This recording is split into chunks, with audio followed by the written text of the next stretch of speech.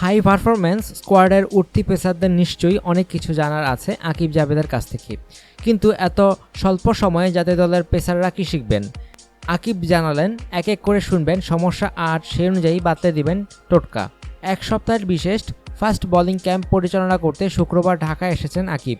কাজ শুরু করেছেন শনিবার থেকে। প্রথম 4 দিন কাজ করবেন হাই পারফরম্যান্স স্কোয়াডের 17 পেসারকে নিয়ে। শেষ 2 দিন আকিবের ছাত্র জাতীয় দলের ক্যাম্পে থাকা 8 পেসার। শনিবার বিসিবিতে সংবাদ মাধ্যমের মুখোমুখি হয়ে আকিব জানালেন, জাতীয় দলের পেসারদের নিয়ে তার কোচিং পরিকল্পনা। কোচিংয়ের বিভিন্ন পর্যায়ে আছে। উঠতি পেসারদের ক্ষেত্রে ব্যাপারটি হলো ওদেরকে বিশদভাবে জানানো, নিজের অভিজ্ঞতা ও জ্ঞান ভাগাভাগি করা। জাতীয় দলের পেসারদের ক্ষেত্রে ব্যাপারটি হবে একজন একজন করে কথা বলা, ওদেরকে জিজ্ঞেস করা কোন জায়গায় আমি সাহায্য করতে পারি। এই পর্যায়ে পুরো ব্যাপারটি হলো ট্যাকটিক্স, মানসিক দক্ষতা। আজকেই তরুণ ছেলেদের সঙ্গে আমি কথা বলেছি যে ফর্ম ব্যাপারটি কী। একজন ক্রিকেটার একদিন খুব ভালো ফর্মে থাকে, পরের দিন ফর্ম নেই কেন?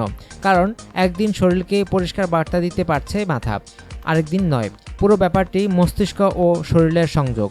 আকিবের এই 2 দিনের ক্লাসে থাকবেন মাশরাফি বিন মুর্তজা, রুবেল হোসেন, আলামিন হোসেন, তাসকিন আহমেদ, মোহাম্মদ শহীদ, কামরুল ইসলাম রাব্বি, মুক্তার আলী, শফিউল ইসলাম।